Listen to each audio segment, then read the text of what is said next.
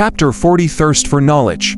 That very night, Xu Qing had a dream. This was the first time in over 6 years that he stayed in such a luxurious house and didn't feel the chill from outside. At the same time, it was also a rare night where he had dreams. In the dream, this world wasn't a cruel one. The sky didn't have the fragmented face of the god, and his parents were also beside him. He even had an elder brother.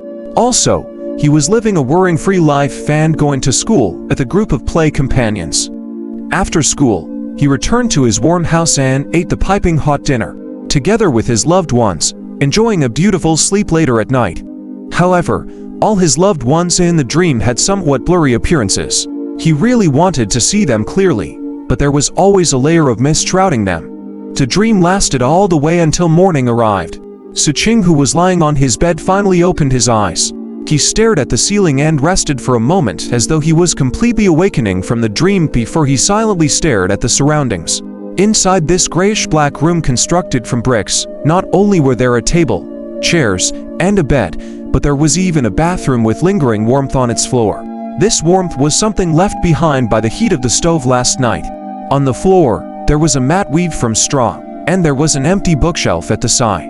This place looked simple, but in Xu Qing's heart, it was already very luxurious. Xu Qing took a deep breath and walked toward the bathroom. He then carefully stretched out his hands and placed them inside the water.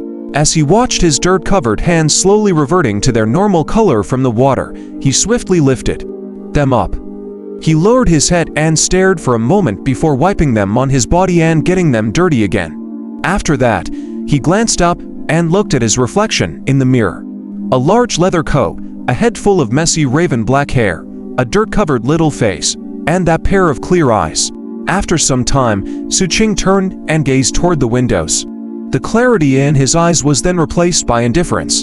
The wind and snow had stopped in the world outside the window, and some light streamed down. This was the final snow of winter, and the snow on the ground was slowly disappearing. On the trees in the distance, as the remnants of snow melted, green buds could be seen.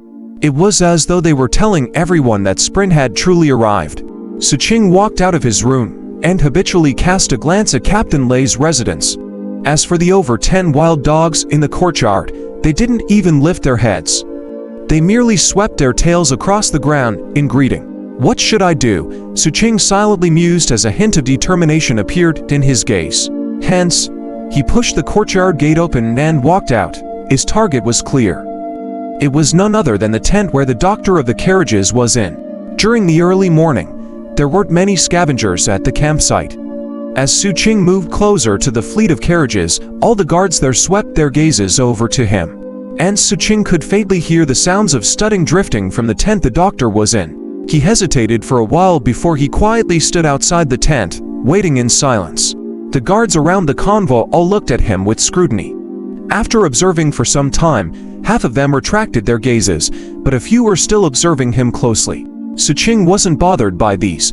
This was because he could hear the sounds of studding drifting out from within. As he listened, he gradually fell into a daze. He also discovered that there wasn't only the sound of people studying inside the tent. The teacher inside was testing his students too. Gold-turned grass, also known as the three-leaf pearl or the cold scatter grass. It is the white water sedge that belongs to the Cyperaceae class of plants and would only be birthed after many years. It grows in forests, under the hillsides, and in spacious wet areas. They can be found in Lingyu, the southern part of Nanhuang, and the 2 continents of Guanlin. Its effects consist of soothing the lungs and stopping coughs, mild detoxification, dispersion of bruises, and curing venomous snake bites or injuries from a fall. It can be matched with. The young girl's voice that was originally filled with confidence started to have some hesitation as she continued speaking. Match with what? In the tent, Grandmother Bei's imposing voice was filled with strictness. It can be matched with the rhino fire flower to be concocted in the medicine. Borrowing yan to transform yin, it can become a drop of poison avoidance liquid, which is one of the basic ingredients for the great transformation pill. The young girl seemed to be a little afraid. Her speed of speaking increased by quite a lot, and she even heaved a sigh of relief after she finished speaking. Xu Qing stood outside the tent and grew increasingly serious as he listened to these. Whiteback root, also known as sad, It belongs to the Euphorbiaceae class, the root of a plant named turn in the wine. Its taste is slightly bitter. It can be found and the effects are treating something of the 5 inner organs. That youth began to hesitate as he spoke, and at the end, he directly stopped. Evidently, he had forgotten it. Inside the tent, the youth, who sat together with the young girl, now had a look of nervousness on his face. He was very anxious, but he simply couldn't recall. Hence, he glanced pleadingly at the young girl. The young girl beside him clearly knew the answer, but she didn't remind him no matter what.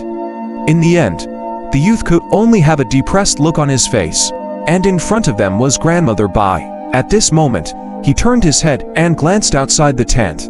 The guard there immediately looked over and immediately asked with his eyes if Grandmother Bai had any requests. Grandmother Bai thought about it before slightly shaking his head. After that, he coldly snorted at the stammering youth. "Tonight, you shall copy the grasswood scripture 10 times. This time around, the youth really wanted to cry, but he didn't dare to make any rebuttal. Hence, he could only hang his head depressedly and silently wailed. After Grandmother Bai finished testing his 2 disciples, he calmly continued and spoke about the lesson today. His voice was slightly louder than before and also much clearer. The youth didn't notice this, but the young girl was meticulous by nature. Hence, she felt a little puzzled and blinked her eyes while casting a glance at the tent entrance. As she looked over, she could see a small and skinny figure standing near the tent under the reflection of the sun. Xu Qing, who was outside the tent, listened even more seriously. Every word and sentence spoken by Grandmother Bai was deeply remembered by him, as he was afraid he might forget even the slightest bit. To him, knowledge was something extremely valuable that he thirsted for. Just like this, time slowly passed. Today, the duration of Grandmother Bai's lesson also exceeded the norm by almost twice. Only after the sun was high up in the sky and there was a long line of scavengers waiting for treatment queuing up did Grandmother Bai end his lesson. A hoarse-sounding voice then rang out, "The youth outside, you can enter." Xu Qing quivered and was awakened from his state of learning, which he didn't want to end. He then took a deep breath and carefully pushed the tent's flap open guiltily. After he entered, he stood silently at the side, feeling somewhat ill at ease. Originally, he wouldn't be like this, but he had come here to make an inquiry today, and he had even eavesdropped for such a long time outside. In the slums, such behavior would easily inspire disgust from others. As though Grandmother Bai could see the youth's nervousness, he slowed his pace of speaking and calmly spoke. "What's the matter?" Ashi's voice rang out. The young girl at the side surveyed Xu Qing with curiosity. She had some recollection of this kid. She remembered that several days ago, this kid had carried an old man here for medical treatment. "I agree, Grandmother Bai." Xu Qing lowered his head and imitated what Captain Lei did, dipping into a deep bow toward Grandmother Bai. After that, he hesitated for a while before saying that he wanted to inquire about the heaven fate flower. After he spoke, he took out 5 white pills from his pouch and placed them before Grandmother Bai. The usual fee was a single white pill, but Xu Qing felt 1 white pill was insufficient given that he had listened to a lesson from the other party. In fact, even 5 white pills were not enough. He then took out another 10 spirit coins and placed them together with the white pills. Only after doing this did his heart settle down. Grandmother Bai cast a deep glance at Xu Qing before turning to the young girl at the side, as he slowly spoke. "You Ting, you will answer his question." The girl sat up straight and had a solemn look on her face as she confidently spoke. "The heaven fate flower, also known as the life extension blaze and the divine spirit grass. It is a mutated variant of the divine class plant compound wood. According to records, there are a total of 73 variants, but only the first variant can be used in medicine. It grows in any area within a forbidden zone, but there are no rules to dictate where it might be found. It is extremely rare. Its effects consist of allowing broken limbs to regenerate, even capable of reigniting one's life force. Other than soul injuries, it can cure everything." As she spoke, the young girl swiftly took out a book from the side. After flipping a few pages through it, she revealed a picture on the page. Its appearance looks like this. What was seen in the picture was an ordinary stalk of herb that didn't seem to have any marvelous aspects about it. Only the jagged edges at the side of the grass were a little obvious. At the same time, there was a strange symbol formed by a silk thread in the middle. Xu Qing looked at it attentively. After memorizing it, he bowed deeply at both grandmother Bai and the young girl. He then turned and prepared to leave. Before he left, he heard the calm voice of grandmother Bai behind him. This herb can only be acquired by luck and not actively sought after. There are always powerful mutated beasts around it. You should know your limits. Upon hearing this, Xu Qing bowed again. After he left the tent, he rapidly sped through the campsite. After he used his greatest speed to return to his residence, he immediately took out a piece of bamboo from his leather pouch and used the bamboo stick to engrave everything the young girl had spoken about the heaven fate flower as well as the picture down. After some contemplation, he also recorded the content of the lesson he had heard today. Finally, he glanced at the bamboo piece that was densely filled with countless tiny words as he felt very satisfied in his heart. He then kept it well carefully, like it was a precious treasure. How good would it be if I could continue to listen, Xu Qing muttered in a low voice. He started to think of ways to listen to the lessons. After some time, he refocused and started to cultivate. During that night, after Captain Lei returned, he told Captain Lei that he wished to make a trip to the Forbidden Zone. When Captain Lei heard this, he wanted to stop Xu Qing but hesitated. Eventually, Captain Lei still nodded and told Xu Qing about his experiences.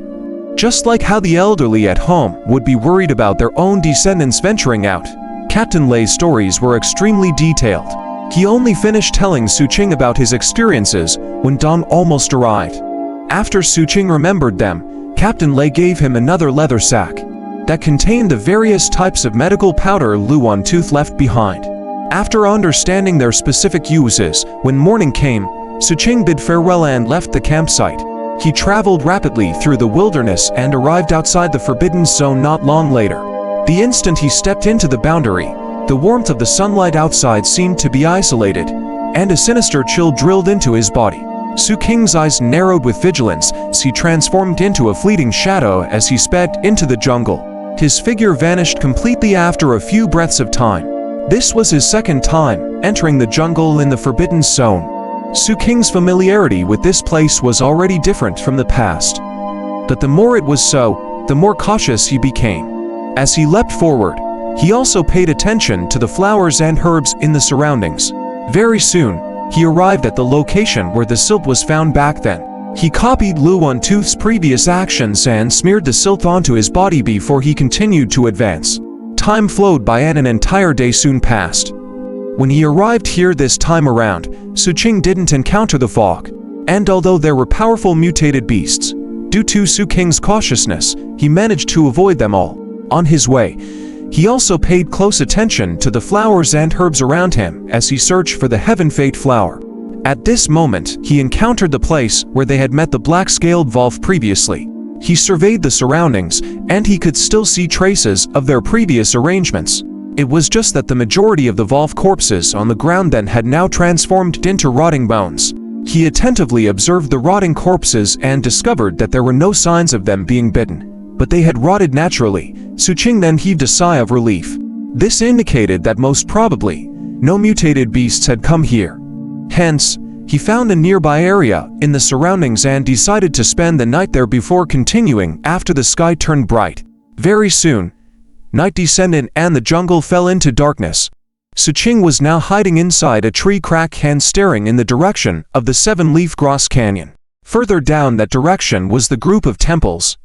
This time around, other than wanting to find the heaven fate flower in the Forbidden Zone, he had another thought. He also wanted to help the little girl find a stone that could remove scars. "Let's go and take a look," Xu Qing mumbled.